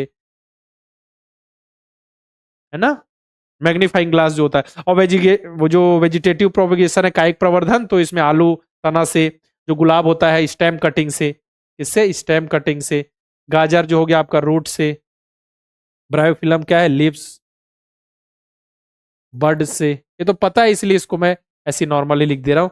ये क्या हो गया, स्टेम से, स्टेम कटिंग, ठीक है, ये याद रहेगा आपको, ठीक है ना। चलिए अब आ गया डॉली, डॉली भेड़, डॉली शिप के बारे में किसने किसने सुन रखा है, क्लोनिंग का प्रोसेस समझेंगे, यहां जो भी लिखा है उसको भूल जाइए, यहां कुछ नहीं देखना है, बस मैं आपको बताऊंगा, ठीक है, उसको सुनिएगा। क्लोनिंग का मतलब आप सभी क्या समझे, क्लोन, मूवी वगैरह में देखा होगा, टीवी में देखा होगा, कार्टून में देखा होगा, कभी ना कभी क्लोन के बारे में सुना होगा। क्लोन, क्लोन, क्लोनिंग कर रहे हैं मतलब बिल्कुल उसकी फोटो कॉपी निकालना, केवल दिखने में फोटो कॉपी नहीं, उसके जो जेनेटिक, उसके डीएनए भी सेम टू सेम होगा, समझिए, उसके जो जेनेटिक गुण हैं वो भी सेम टू सेम होंगे, समझ में आ रहा है ना, तो वही है क्या, क्लोनिंग, उसे हम कहते हैं क्लोनिंग। मतलब कि जो, अगर हम बात करें, क्लोनिंग ऐसी जैविक प्रक्रिया है, ऐसी बायोलॉजिकल प्रोसेस है जिसमें क्या करते हैं हम, जैविक रूप से, मतलब ऐसी जैविक प्रक्रिया है जिसमें सेम टू सेम उसी तरीके का जीव हम रेडी करते हैं, उसी तरीके का मतलब जेनेटिक रूप से सेम टू सेम जीव यानी कि जो जंतु है वो उत्पन्न करते हैं, समझ में आ रहा है ना। हाँ, शैडो क्लोन, बिल्कुल सुना है सर, बिल्कुल सुना है ना। चलिए, क्लोनिंग का मतलब सेम टू सेम उसी तरीके का हम जीव उत्पन्न कर रहे हैं, दिखने वाला, दिखने में भी सेम, और साथ ही उसके जो डीएनए है, मतलब कि उसके जो जेनेटिक गुण है, जेनेटिक्स है, वो भी सेम टू सेम होंगे, वही लिखा हुआ है, cloning the production of exact copy of cell, मतलब केवल ऐसा नहीं कि केवल पूरा जीव बनाना ही क्लोनिंग है, मतलब एग्जैक्ट कॉपी ऑफ सेल, ये एग्जैक्ट कॉपी ऑफ किसी जो भी लिविंग है, अदर लिविंग का उसका पार्ट्स का, कोई शरीर के एक पार्ट की क्लोनिंग कर दिए, या पूरे कंप्लीट ऑर्गेनिज्म यानी कंप्लीट जीव की क्लोनिंग कर दिए, उसे हम कहते हैं क्लोनिंग का प्रोसेस, ठीक है। एग्जैक्ट कॉपी ऑफ सेल यानी कोशिका की एग्जैक्ट कॉपी बना दी, ठीक है, उसमें सारी जो जेनेटिक सेम है, या फिर कोई पार्ट से शरीर का उसकी क्लोनिंग कर दी, या फिर पूरे जो ऑर्गेनिज्म जो जीव है उसकी क्लोनिंग कर दी, इस प्रोसेस को हम क्लोनिंग कहते हैं। क्लोनिंग इज द प्रोसीजर या production is the production of the exact copy of cell and other living parts and complete organism is called cloning. ठीक है, हिंदी में भी वही है, किसी समरूप कोशिका मतलब कि सेम टू सेम उसी प्रकार की कोशिका या किसी शरीर के अन्य भाग या संपूर्ण जीव को कृत्रिम रूप से, हाँ ठीक है, याद रखिए आर्टिफिशियल तरीके से बना रहे हैं हम। ठीक है, एक जीव बना रहे हैं जिसमें जो जेनेटिक रूप से बिल्कुल सेम टू सेम होगा, जिसकी भी क्लोनिंग करेंगे हम, जिसके भी सामान बनाएंगे क्लोन, हूबहू फोटोकॉपी। ठीक है, उसको आर्टिफिशियल तरीके से बना रहे हैं। चलिए, तो आप पूछेंगे कि डॉली क्लोनिंग, क्लोनिंग के प्रोसेस में फर्स्ट क्लोनिंग किसका किया गया? ठीक है, तो बताइए जल्दी से। तो देखिए, सबसे पहले क्लोनिंग किया जाने वाला जो स्तनधारी मेमस कौन था? First mammal to be clone, Dolly भेड़, डॉली नामक भेड़ का क्लोन बनाया गया। ठीक है, डॉली नामक भेड़ का जो क्लोन बनाया गया, कब बनाया गया था ये? इस डॉली का जन्म कब हुआ था? 5 जुलाई 1996, 1996। अब ये क्लोन कैसे बनाया गया मैं अभी बताऊंगा, घबराइए मत, है ना। डॉली याद रखिएगा, किसने बनाई ये सब तो अलग से नहीं पूछा जाएगा, फिर भी याद रखिए क्या हुआ।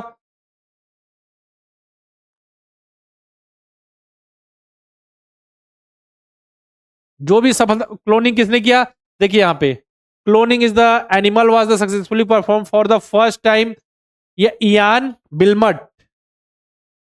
ठीक है, इयान बिलमट और उनके जो कलीग्स थे at the Roshan institute of Edinburgh में की थी। तो उसने क्या किया, दे सक्सेसफुली क्लोन अ सीप नेम, एक क्लोन किसका? डॉली नामक भेड़ का एक क्लोन बनाया जो सक्सेसफुल हुआ बिल्कुल। फिर आगे डॉली नामक भेड़ ने नॉर्मल जो प्रोसेस होता है सेक्सुअल रिप्रोडक्शन से बहुत सारे उसने बच्चे को जन्म दिया, लगभग उसका 7-8 साल के बाद उसकी मतलब उसकी डेथ हो गई थी। ठीक है, और याद रखिएगा यह क्लोन किए जाने वाला पहला स्तनधारी था, first mammal to be clone. अब ठीक है, अब क्लोन कैसा किया गया? ठीक है, ये डॉली नामक भेड़ है। क्लोन मैंने बता दिया, क्लोनिंग क्या है कि एग्जैक्ट कॉपी हमको बनानी है कोशिका की या फिर किसी पार्ट्स की या पूरा कंप्लीट ऑर्गेनिज्म की। ठीक है, और एक्सटर्नल कृत्रिम रूप से तैयार करना है जिसके जेनेटिक पूरे समान हो। चलिए, अब किस तरीके से डॉली नामक भेड़ की क्लोनिंग की गई समझिएगा, क्लोनिंग। चलिए समझते हैं, रेडी है सभी? जल्दी से बता दीजिए, रेडी है समझने के लिए? समझने के लिए हो जाइए रेडी।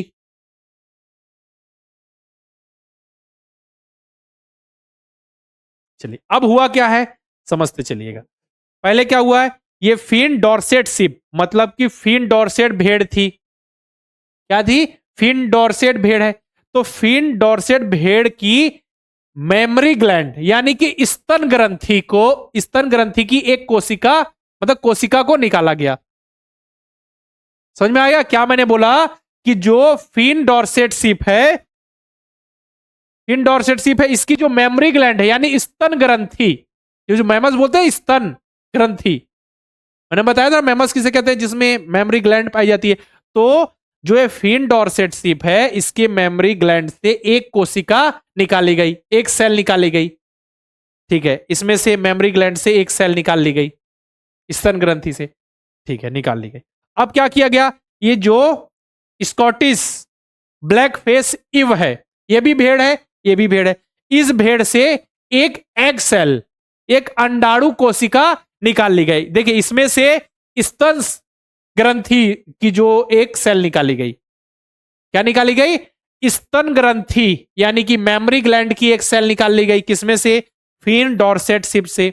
और जो स्कॉट इस ब्लैक फेस इव है, इस भेड़ से क्या निकाली गई? इससे क्या निकाला? इव से मतलब स्टॉकिस ब्लैक फेस इव, इससे क्या निकाला गया? इससे निकाली गई एक एग सेल मतलब अंडाणु, अंडाणु कोशिका निकाल ली गई। चलिए, निकाल ली गई। अब इसमें से एक क्या है? एग सेल निकाल गई। अब इस एग सेल के जो केंद्रक है, न्यूक्लियस है, उसको हटा दिया गया। समझ में आया मैंने क्या बोला? मैंने बोला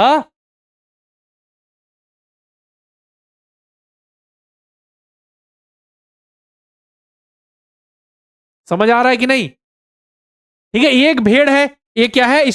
ये क्या है? स्कॉटिश ब्लैकफेस ईव है। ठीक है, अब इसमें से हमने क्या निकाला? एक एग सेल्स। अब इस एग सेल्स के न्यूक्लियस को यानी केंद्रक को हमने हटा दिया, और इसमें से हमने क्या किया? ये जो फिन डॉर्सेट सिप थी, इसके हमने जो क्या है ये स्तन ग्रंथि यानी मेमोरी ग्लैंड से एक कोशिका निकाली, ठीक है। उसके अभी हमने कुछ नहीं किया, उसके न्यूक्लियस को अभी हमने हटाया। इसमें से जो एग सेल्स थी, उसकी एग सेल्स जो एक हमने ली, उसमें से न्यूक्लियस यानी केंद्रक जो बीच में रहता है उसको हटा दिया, यानी डीएनए को हटा दिया। जो न्यूक्लियस रहता है उसी में जो केंद्रक उसमें डीएनए जो पहुंचता है, डीएनए को हटा दिया, यानी कि न्यूक्लियस को हटा दिया। ठीक, अब ये क्या हो गया, अब इसमें न्यूक्लियस नहीं है, एग सेल्स है लेकिन उसमें न्यूक्लियस नहीं है। तो हमने क्या किया, जो मेमोरी ग्लैंड है उसमें से हमने एक कोशिका निकाली थी, उस एक कोशिका में, अब कोशिका है तो उसमें न्यूक्लियस तो होगा ही, तो इस मेमोरी ग्लैंड की जो एक सेल थी उसकी कोशिका को, उसकी मतलब उसके जो सेल्स की, उसके केंद्रक को यानी उसके डीएनए को हमने इसके जो एग सेल्स थी, वो जो एग सेल है, एग सेल में जिसमें केंद्रक हटा दिया गया है, न्यूक्लियस हटा दिया गया है, उसकी जगह रख दिया। मतलब कि अब क्या हुआ, इस जो एग सेल में जो एग सेल है उसमें केंद्रक कौन सा है, इसका केंद्रक नहीं, उसको न्यूक्लियस यानी केंद्रक को तो हटा दिया गया, उसमें जो मेमोरी ग्लैंड है, जो ये वाली भेड़ है, फिन डॉर्सेट सिप है, उसकी मेमोरी ग्लैंड की जो एक कोशिका है, उसके न्यूक्लियस को इसके एग सेल में रख दिया गया, प्रतिस्थापित कर दिया गया। ठीक है, अब इसका एग सेल्स है लेकिन जो न्यूक्लियस है वो इसका है, जो मेमोरी ग्लैंड के सेल्स का न्यूक्लियस। ठीक है, अब उसको क्या किया, अब वो एग हो गया, एग सेल है, अब उसको फर्टिलाइज कराया गया। फर्टिलाइज उसको बिजली उत्पादन करके, तेज झटके देकर, अलग तरीके से, ठीक है, बिजली के झटके देकर उसको क्या किया, इलेक्ट्रिसिटी के द्वारा फर्टिलाइज किया गया। ठीक है, प्रोसेस करके उसको फर्टिलाइज किया गया। फर्टिलाइज के बाद उसके जो भ्रूण है, जो एम्ब्रियो है, उसको ये देखिए स्कॉटिश ब्रैकफेस यूव, इसके अंदर, इसके गर्भाशय में रख दिया गया। ठीक है, जब बच्चे का जन्म हुआ, अब जब बच्चे का जन्म हुआ तो ये डॉली नामक भेड़ उत्पन्न हुई। ठीक है, डॉली नामक भेड़ उत्पन्न हुई। जो ये डॉली नामक भेड़ है वो बिल्कुल उसकी जो संरचना है, जेनेटिक गुण है, बिल्कुल दिखने में वो किसकी तरह है, फिन डॉर्सेट सिप की तरह। देखिए, हमने बच्चे को इसने जन्म दिया, ठीक है, जो भ्रूण हुआ, बच्चे का जन्म इसके अंदर हुआ, इसके हमने क्या हुआ, इसके सेल भी यूज की, लेकिन जो डीएनए है, डीएनए किसका यूज किया था, इसकी जो मेमोरी ग्लैंड है, उसके मेमोरी ग्लैंड की, उसकी कोशिका के जो केंद्रक है, बस उसमें इसमें से जो हमने न्यूक्लियस हटाया, उसमें इसके न्यूक्लियस को डाल दिया। तो देखिए बिल्कुल जो दिखेगा, वो जो भेड़ जो जन्मी, जो डॉली है, उसकी जो पूरी संरचना है और साथ में जो जेनेटिक गुण है वो किसके समान हुई, किसकी क्लोनिंग हुई हो, फिन डॉर्सेट सिप की। बोलिए क्लियर है, क्लियर है। ठीक है, भले इसने जन्म दिया, ठीक है, जो फर्टिलाइजेशन बाहर कराने के बाद इसको हमने इसके गर्भ में स्थापित कर दिया, ठीक है, गर्भाशय में, ओवरी में, लेकिन जो सारी चीजें वो इसके तरीके, क्योंकि इसके डीएनए का यूज किया गया, इसके मेमोरी ग्लैंड का जो सेल था उसके न्यूक्लियस को इसके एग सेल्स के न्यूक्लियस की जगह ला गया। ठीक है, चलिए बस इतना ही था, बस अब क्वेश्चन की प्रैक्टिस, खेल खत्म, खेल खत्म। चलिए पहला क्वेश्चन आपकी स्क्रीन पर ये रहा, internal fertilisation occur in which of the following organism, निम्नलिखित में से किस जीव में आंतरिक निषेचन होता है, जल्दी से बताइए किस जीव में आंतरिक निषेचन होता है।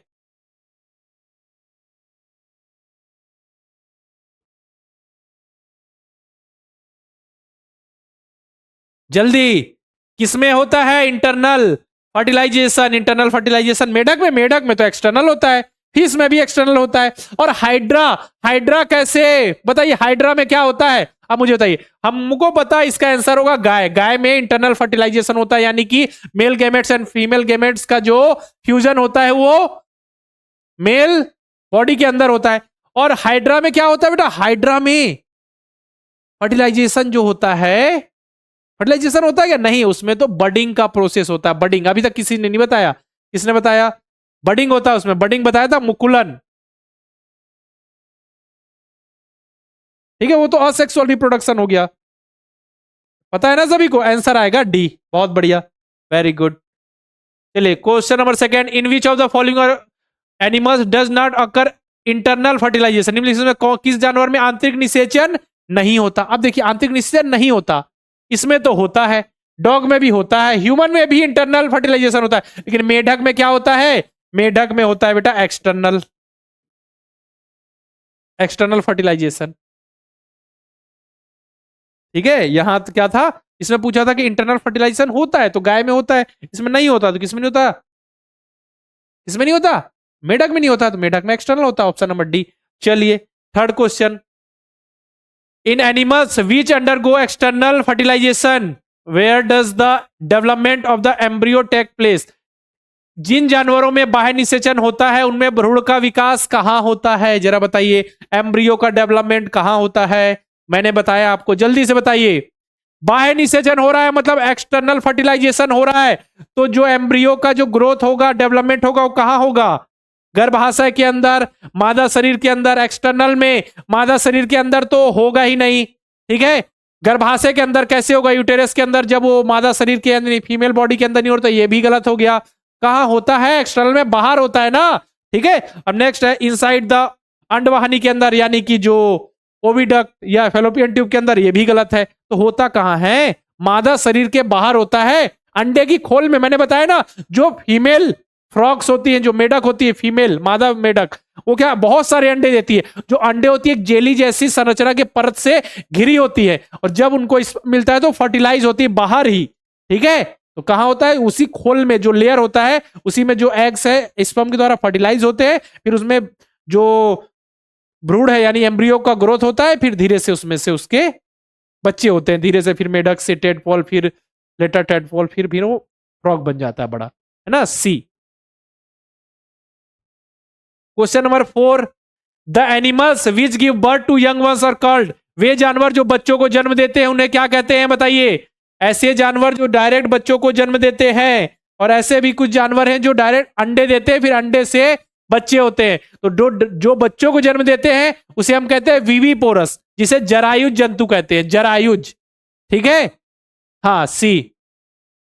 बताइए अभी आपने जो पढ़ाई की उससे आपको कितनी हेल्प मिल रही है इन क्वेश्चन को सॉल्व करने में, आपने पढ़ लिया। देखिएगा आपके एग्जाम में ऐसे कोई भी क्वेश्चन आ जाए, स्कूल की बात हो या फिर जब भी आप क्लास 9th नवोदय विद्यालय का एग्जाम देंगे, कोई दिक्कत नहीं आएगी, क्योंकि आप सभी को पढ़ाया किसने, गौरव सर ने। याद रखिएगा, जब भी कोई पूछे किसने पढ़ाया आपको, किसने कराई, तो बता दीजिएगा गौरव सर ने हमको पढ़ाया है, कोई दिक्कत नहीं होगी, सारी चीजें समझ में आ जाएगी, सारी चीजें हमारी क्लियर है ना।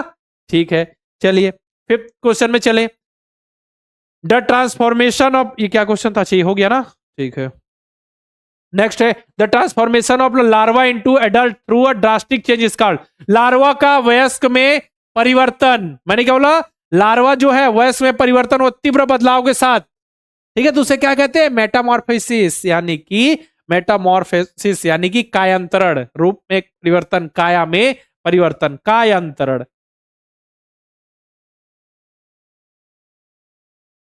चलिए next question, what type of asexual reproduction take place in hydra, hydra में किस प्रकार का अलैंगिक प्रजनन या अलैंगिक जनन होता है, binary fusion, binary fusion, spore formation, budding या फिर फ्रेगमेंटेशन, जल्दी से बता दीजिए बेटा, जल्दी से बता दीजिए कि जो हाइड्रा होता है, हाइड्रा में कैसा असेक्सुअल रिप्रोडक्शन होता है, बर्डिंग होता है या स्पोर फॉर्मेशन या फिर बाइनरी फ्यूजन, द्विखंडन जिसे कहते हैं, फ्रेगमेंटेशन, तो क्या होता है, बडिंग। तो याद रखिए हाइड्रा एंड ईस्ट दोनों में क्या होता है, बडिंग, याद रखिएगा, पेपर में पूछा गया है, पिछले साल आपके एग्जाम में आया हुआ क्वेश्चन है ये।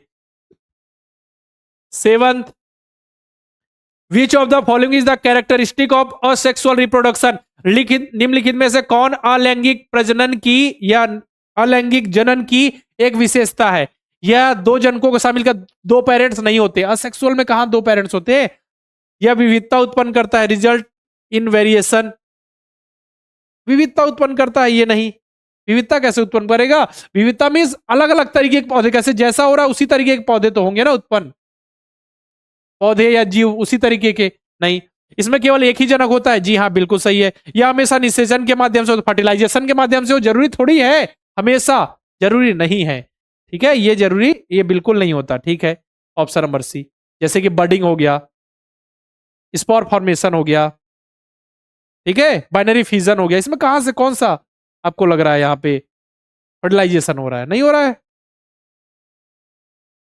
हाँ ओनली वन पेरेंट। चलिए क्वेश्चन नंबर 8, बताइए। The production of an exact copy of cell any other living parts और अ कंप्लीट ऑर्गेनिज्म कॉल्ड। एक कोशिका या किसी अन्य जीवित भाग या एक पूर्ण जीव की हूबहू प्रति या कॉपी बनाना, ठीक है, कृत्रिम रूप से, उसे हम कहते हैं क्या, क्लोनिंग कहते हैं। अभी हमने पढ़ा क्लोनिंग का प्रोसेस पढ़ा ना। चलिए, साथ ही अभी ये वाला जो क्वेश्चन देखा था कि वे जानवर जो बच्चों को जन्म देते हैं उन्हें विविपोरस कह रहे हैं, और ऐसे जो जानवर जो अंडे देते हैं, फिर अंडे से संतान की उत्पत्ति होती है, उसे कहते हैं ओविपोरस, यानी कि अंड प्रजक, और इन्हें कहते हैं जरायुज। जो बच्चे जन्म दे रहे हैं उसे जरायुज, जो अंडे दे रहे हैं उन्हें अंड प्रजक। ठीक, चलिए question number 9। In human females where does the fusion of egg and sperm usually take place. मानव मादा में, मतलब कि ह्यूमंस की बात हो रही है, उसमें फीमेल को पर्टिकुलर बात हो रही है। फीमेल में अंडाणु यानी कि एग्स और शुक्राणु यानी कि स्पर्म का जो फर्टिलाइजेशन है, यानी कि फ्यूजन की बात हो रही है, यानी संलयन। इस प्रोसेस को ही तो फर्टिलाइजेशन कहते हैं ना। तो जो संलयन होता है वो कहां होता है, सामान्यता कहां होता है, तो सामान्यता इसलिए लिखा हुआ है क्योंकि इस फर्टिलाइजेशन को इन विट्रो फर्टिलाइजेशन आईवीएफ के द्वारा बाहर भी परख नली में कराया जाता है, इसलिए सामान्यता नॉर्मली कहां होता है, फेलोपियन ट्यूब में। फेलोपियन ट्यूब को ही ओविडक्ट कहते हैं, इसी को हम कहते हैं ओविडक्ट। ओविडक्ट मतलब अंडवाहिनी, ओवरी से जो कोशिकाएं जाती हों, जो नलिकाएं जाती हों, ठीक है। बिल्कुल ये गलत है बेटा, योनि द्वार से नहीं, ये पूरा रिप्रोडक्टिव पार्ट होता है फीमेल का, लेकिन पर्टिकुलर कहां पे होता है, पर्टिकुलर होता है वो फेलोपियन ट्यूब या फिर ओविडक्ट। अंडवाहिनी, अंड कोशिका कहते हैं अंडवाहिनियां, ठीक है। यूटेरस नहीं, यूटेरस में तो बच्चा फिर आगे ग्रोथ होता है उसका गर्भाशय में। ओवरी, यहां से तो एग रिलीज होता है, ये भी गलत है, तो आंसर आएगा बी। चलिए लास्ट क्वेश्चन, ये क्वेश्चन आपके पिछले साल नवोदय विद्यालय क्लास 9th के एग्जाम में पूछा गया। अब इसको पढ़िए और आंसर दीजिए मुझे। देखिए अब इसका आंसर बताइए। इसके लिए मैं आपको 2 मिनट का समय दे रहा हूं, 2 मिनट का समय दे रहा हूं। 2 मिनट में इसका आंसर आप सभी को देना है, ठीक है। मैं तो बताऊंगा ही, आप सभी 2 मिनट में आंसर दीजिए। चलिए मैं बैठ जाता हूं, बैठकर आराम से मोबाइल चलाता हूं, आप मुझे आंसर दीजिए। देखता हूं, मैं आ रहा हूं। अंश, जितने भी बच्चे हैं जल्दी से आंसर दीजिए।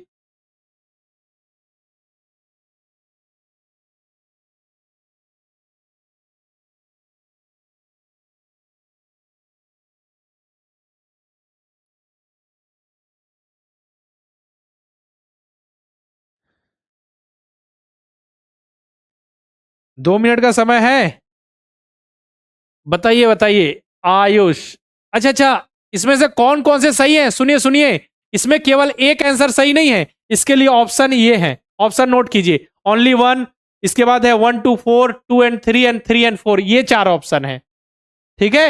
ये 4 ऑप्शन, पहले में ओनली 1, 1 2 4, 2 एंड 3 एंड 3 एंड 4। अब कौन सा सही है, अब बताइए, पढ़िए अब। मयूरी, मयूरी का सबसे पहले आंसर आ गया है, मयूरी मुंजाल।